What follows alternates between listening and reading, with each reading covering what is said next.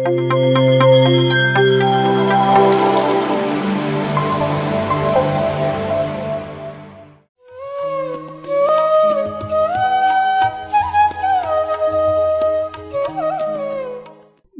ಪಿತಾಮಹ ಡಾಕ್ಟರ್ ಸುಭಾಷ್ ಪತ್ರಿಜಿಯವರಿಗೂ, ಬುದ್ಧ ಭಗವಾನರಿಗೂ, ಪ್ರಕೃತಿ ಮಾತೆಗೂ, ಭೂಮಾತೆಗೂ, ಎಲ್ಲ PSSM ಮೂಮೆಂಟಲ್ಲಿರುವಂತಹ ಎಲ್ಲ ಗ್ರ್ಯಾಂಡ್ ಮಾಸ್ಟರ್ಸ್ಗೂ ನನ್ನ ಕಡೆಯಿಂದ ಆತ್ಮೀಯವಾದಂತಹ ಆತ್ಮವಂದನೆಗಳು.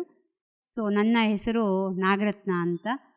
ನಾನು ಒಬ್ಬ ಯೋಗ ಶಿಕ್ಷಕಿ. 22 ವರ್ಷದಿಂದ ಯೋಗ ಹೇಳ್ಕೊಡ್ತಾ ಧ್ಯಾನನೂ ಜೊತೆಗೆ ಮಾಡ್ತಾ ಆನಂದವಾಗಿತ್ತು ಜೀವನ. ಆದರೆ ಎಲ್ಲ ಒಂದು ಜೀವನ ತುಂಬ ಸುಂದರವಾಗಿದೆ ಅನ್ನೋವಾಗಲೇ ನಮಗೆ ಒಂದಷ್ಟು ತೊಂದರೆಗಳು, ನಾವು ಅಂದ್ಕೊಳ್ದೇ ಇರೋವಂತಹ ಅಡ್ವೆಂಚರಸ್ ಅಂತಲೇ ಹೇಳಬಹುದು, ಆ ಆ್ಯಕ್ಸಿಡೆಂಟ್ಗಳೆಲ್ಲ ನಡೀತಾ ಇರುತ್ತೆ. ಒಂದು ಆ್ಯಕ್ಸಿಡೆಂಟಲ್ಲಿ ಅಂದರೆ ನಾನು ನನ್ನ ಜೀವನದ ಶೈಲಿಯನ್ನು ಬದಲಾಯಿಸ್ಕೊಳ್ಳೋದಕ್ಕೆ ಮುಂಚೆನೇ ನನಗೊಂದು ಆ್ಯಕ್ಸಿಡೆಂಟ್ ಆಯಿತು. ಆಗ ನನಗೆ ಬಲಗಾಲಿನ ಕಾಲರ್ ಬೋನ್ ಮುರಿದಿತ್ತು. ನಾನು ತುಂಬ ತೊಂದರೆಯಲ್ಲಿದ್ದಾಗ ನನಗೊಬ್ಬರು ಯೋಗ ಮಾಡಿ ಅಂತ ಹೇಳಿದರು. ನನ್ನ ಮೊದಲ ಯೋಗದ ಒಂದು ಪರಿಚಯ ಆಗಿದ್ದು ಸಿದ್ಧ ಸಮಾಧಿ ಯೋಗ ಅಂತ. ಅಲ್ಲಿಂದ ಮಾಸ್ಟರ್ಸ್ ನಂದು ಜೀವನದ ಶೈಲಿಯೇ ಬದಲಾಯಿತು. ಅಲ್ಲಿಂದ ನನ್ನನ್ನು ನಾನು ಪರ್ಫೆಕ್ಟ್ ಮಾಡ್ಕೊಳ್ತಾ ಹೋದೆ. ಅಲ್ಲಿ ಕೂಡ ತುಂಬ ಚಾಲೆಂಜಸ್ ಇತ್ತು. ನಡೆಯೋಕ್ಕಾಗ್ತಾ ಇರಲಿಲ್ಲ, ಕೂತ್ಕೊಳ್ಳೋಕ್ಕಾಗ್ತಾ ಇರಲಿಲ್ಲ. ನಾನು ಕೂತೆದ್ದರೆ ಅಕ್ಕಪಕ್ಕ ಇರೋರೆಲ್ಲ ನಗ್ತಾ ಇದ್ದರು ಮಾಸ್ಟರ್ಸ್. ಆದರೆ ನನ್ನನ್ನು ನಾನು ಸರಿ ಮಾಡ್ಕೊಳ್ಬೇಕು ಅನ್ನೋ ಒಂದು ಛಲದಿಂದ ನಾನು ಯೋಗ ಅಭ್ಯಾಸ ಮಾಡ್ತಾ ಎಲ್ಲರಿಗೂ ಯೋಗ ಹೇಳ್ಕೊಡ್ತಾ ನನ್ನನ್ನು ನಾನು ಸರಿದಾರಿಗೆ ತಂದುಕೊಂಡೆ. ಹೀಗೆ ನನ್ನ ಜೀವನ ಸಾಗ್ತಾ ಇರಬೇಕಾದ್ರೆ ನನಗೆ ನನ್ನ ಇಂಟ್ರೆಸ್ಟ್ ನೋಡಿ ಒಬ್ಬರು ಹೇಳಿದ್ರು, 3 months ಒಂದು ಯೋಗ ಥೆರಪಿ ಕೋರ್ಸ್ ಅಂತ ಇದೆ, ಮಾಡ್ಕೊಳ್ಳಿ ಮೇಡಮ್ ಅಂತ. ನಾನು ಜಯನಗರ 4 ಬ್ಲಾಕಲ್ಲಿ ಸ್ವಾಗತ್ ಭವನ್ ಅಂತ ಅಲ್ಲಿ ಒಂದು 3 months ಒಂದು ಕೋರ್ಸ್ ಮಾಡಿಕೊಂಡೆ.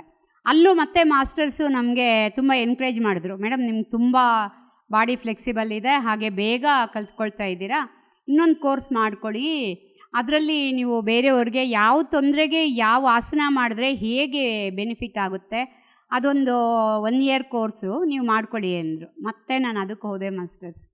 ನಾನು ಅವ್ರಿಗೆ ಒಂದು ಚಾಲೆಂಜ್ ಮಾಡಿದೆ, ಸುಧೀರ್ ದೇಶಪಾಂಡೆ ಅಂತ, ಈಗ ಅವರು ಡಾಕ್ಟರೇಟ್ ಪಡೆದಿದ್ದಾರೆ. ಅವ್ರನ್ನ ಹೇಳಿದೆ, ಸರ್ ನನ್ನ ಕಾಲು ಸರಿ ಹೋಗ್ತಾನೇ ಇಲ್ಲ, ಆ್ಯಕ್ಸಿಡೆಂಟಾಗಿ 2 ವರ್ಷ ಆಯಿತು, ನನ್ನ ಕಾಲು ಸರಿ ಹೋಗುತ್ತೆ ಅನ್ನೋದಾದರೆ ಈ ಕೋರ್ಸ್ ಮಾಡ್ಕೊಳ್ತೀನಿ ಅಂತ ಹೇಳಿದೆ. ನೀವು ಮಾಡ್ತಾ ಹೋಗಿ ಮೇಡಮ್, ಅಷ್ಟೆಲ್ಲ ಗೊತ್ತಿದೆ ಅಲ್ವಾ, ಕರ್ಮಣ್ಯವಾಧಿಕಾರಸ್ತೆ ಅಂತ, ನಿಮ್ಮ ಕೆಲಸ ನೀವು ಮಾಡಿ ಅದ್ರ ಪಾಡ್ಗೆ ಅದು ಸರಿ ಹೋಗುತ್ತೆ ಅಂದರು.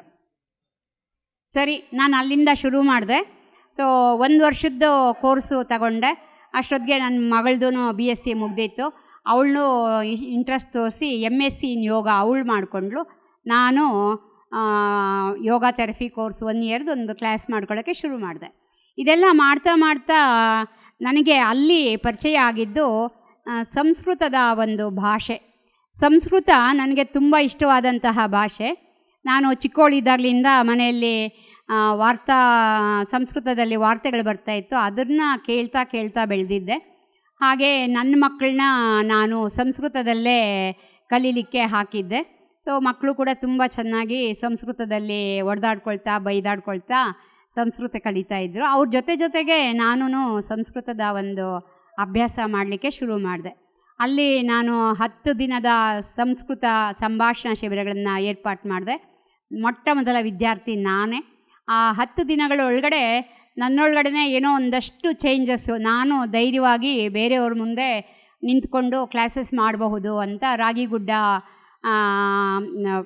ಸಭಾಂಗಣದಲ್ಲಿ ಮತ್ತು ನಮ್ಮ ಕೋರ್ಮಂಗಲದಲ್ಲಿ ಬೇರೆ ಎಲ್ಲ ಕಡೆಗೂ ಸಂಸ್ಕೃತ ಸಂಭಾಷಣಾ ಶಿಬಿರಗಳನ್ನು ಮಾಡಲಿಕ್ಕೆ ಶುರು ಮಾಡಿದೆ. ಈ ಸಂಭಾಷಣಾ ಶಿಬಿರಗಳನ್ನು ಮಾಡ್ತಾ ಮಾಡ್ತಾ ಮಾಡ್ತಾ ನನಗೆ ಗೊತ್ತಾಗಿದ್ದು ಇದರಲ್ಲಿ ಇನ್ನೂ ಮುಂದುವರಿಬಹುದು ಅಂತ. ಹಾಗಾಗಿ ನಾನು ಮತ್ತೆ ಪ್ರಥಮ ದೀಕ್ಷಾ ಅನ್ನೋ ಒಂದು ಸಬ್ಜೆಕ್ಟ್ ತಗೊಂಡೆ. ಅದರಲ್ಲೂ ನಾನು ನನ್ನ ಮಗಳು ಇಬ್ಬರು ಪಾಸಾದ್ವಿ. ಇಷ್ಟೊತ್ತಿಗೆ ನನ್ನ ಮಗಳದು ಕೂಡ MSc ಇನ್ ಯೋಗ ಮುಗ್ದಿತ್ತು. ನಾವಿಬ್ಬರು ಬೇರೆ ಎಲ್ಲ ಕಡೆ ಯೋಗ ಥೆರಪಿ ಕ್ಲಾಸ್ಗಳು ತಗೊಳ್ಳೋದಕ್ಕೆ ಶುರು ಮಾಡಿದ್ವಿ. ಇದೆಲ್ಲ ಆಗ್ತಾ ಇರಬೇಕಾದ್ರೆ 2020ಯಲ್ಲಿ ನಮ್ಮ ಹಸ್ಬೆಂಡು, ನಮ್ಮ ಯಜಮಾನರು ಬಾಡಿ ವಿಕೆಟ್ ಮಾಡಿದ್ರು. ಆಗ ನಾನು ಇಷ್ಟೆಲ್ಲ ಕಲ್ತಿರುವಂತಹ, ನಾನು ಆಡು ಮುಟ್ಟದ ಗಿಡವಿಲ್ಲ, ನಾಗರತ್ನ ಮುಟ್ಟದ ಸಬ್ಜೆಕ್ಟೇ ಇಲ್ಲ, ಹಾಗೆ ನನ್ನ ಒಂದು ಪ್ರಯಾಣ ಸಾಗ್ತಾ ಇತ್ತು. ಸಾಗ್ತಾ ಇದ್ದಾಗ ನಾನು 2020ಯಲ್ಲಿ ನಮ್ಮ ಹಸ್ಬೆಂಡ್ ಬಾಡಿ ವೆಕೇಟ್ ಮಾಡಿದ್ಮೇಲೆ ನಾನು ತುಂಬ ಡಿಪ್ರೆಷನ್ಗೆ ಹೋಗ್ಬಿಟ್ಟಿದ್ದೆ. ಆಗ ನನ್ನ ಸಹಾಯಕ್ಕೆ ಬಂದವರು ಮಿಸ್ಟರ್ ನಿರಂಜನ್ ಅಂತ. ಅವರು, ಇಲ್ಲ ಮೇಡಮ್ ನೀವು ತುಂಬ ಲವಲವಿಕೆಯಿಂದ ಇದ್ರಿ, ಈ ಥರ ನೀವು ಆಗಬಾರ್ದು, ಸೊ ನಾನು ನಿಮ್ಗೊಬ್ಬರು ಫೋನ್ ನಂಬರ್ ಕೊಡ್ತೀನಿ ಅಂತ ಶುಭಾ ಮೋಹನ್ ಅನ್ನೋರ್ದು ಫೋನ್ ನಂಬರ್ ಕೊಟ್ಟರು. ಅಲ್ಲಿಂದ ನನ್ನ ಜರ್ನಿ ಮತ್ತೆ ಶುರುವಾಯಿತು ಅಂತ ಹೇಳಬಹುದು. ಸೊ ಅಲ್ಲಿ ಇಲ್ಲ ನಾಗರತ್ನ ಮೇಡಮ್ ನೀವು ತುಂಬ ಚೆನ್ನಾಗಿ ಮಾಡ್ತಾಯಿದ್ದವರು, ಇದರ ನೀವು ಕೆಳಗಡೆ ಕುಸಿಯೋದಕ್ಕೆ ಸಾಧ್ಯನೇ ಇಲ್ಲ. ಸೊ ಈ ಮಲ್ಲಿಗೆ ಬಳ್ಳಿ ಕೆಳಗಡೆ ಕುಸಿದ್ರೆ ಅದಕ್ಕೆ ಅಂದ ಆನಂದ ಏನೂ ಸಿಗೋದಿಲ್ಲ ಅಂತ ಹೇಳಿ ಆಸರೆಯಾಗಿ ನಿಂತವರು ಮಾಗಡಿಯ ಮೀನಾ ಸುಧೀರ್ ಮೇಡಮ್. ಸೊ ಅವರು ನನಗೆ ಮೊಟ್ಟ ಮೊದಲ ಧ್ಯಾನದ ಪರಿಚಯ ಮಾಡಿಕೊಟ್ಟಂತಹ ಗುರುಗಳು. ಸೊ ಹಾಗೆ ನನ್ನ ಪ್ರಯಾಣ ಶುರುವಾಯಿತು. ಈ ಪ್ರಯಾಣ 1 ವರ್ಷ ಕೂಡ ಆಗಿರಲಿಲ್ಲ. ಆಗಲೇ ವಿರೂಪಾಕ್ಷಿ ಸರ್ ಅವರು ಹಿಮಾಲಯ ಟ್ರಿಪ್ ಹೋಗ್ತಾಯಿದ್ದೀವಿ ಮೇಡಮ್ ಬನ್ನಿ ಅಂದರು. ಅವ್ರ ಜೊತೆ ಹಿಮಾಲಯ ಟ್ರಿಪ್ ಹೋದ್ವಿ. ಅಲ್ಲೂ ಸಹ ಅದ್ಭುತವಾದ ಒಂದು ಎಕ್ಸ್ಪೀರಿಯೆನ್ಸಸ್ಸು. ನಾವು ಮಹಾವತಾರ್ ಬಾಬಾ ಕೇವ್ಸ್ ಆಗಿರಬಹುದು, ಪಾಂಡವ ಕೋಲಿ ಪರ್ವತಾರೋಹಣ ಇರ್ಬೋದು, ಎಲ್ಲ ಮಾಡ್ಕೊಳ್ತಾ ನಮ್ಮನ್ನು ನಾವು ಎನ್ಕರೇಜ್ ಮಾಡ್ಕೊಳ್ತಾ ತುಂಬ ಉತ್ತಮವಾದ ಒಂದು ಟ್ರಿಪ್ಪು ಮಾಡಿಕೊಂಡು ಟ್ರಕ್ಕಿಂಗ್ ಮಾಡಿಕೊಂಡು ಮತ್ತೆ ಬೆಂಗಳೂರಿಗೆ ವಾಪಸ್ಸಾದ್ವಿ. ಅಲ್ಲಿಂದ ನನ್ನ ಜೀವನ ತುಂಬ ಚೆನ್ನಾಗಿತ್ತು.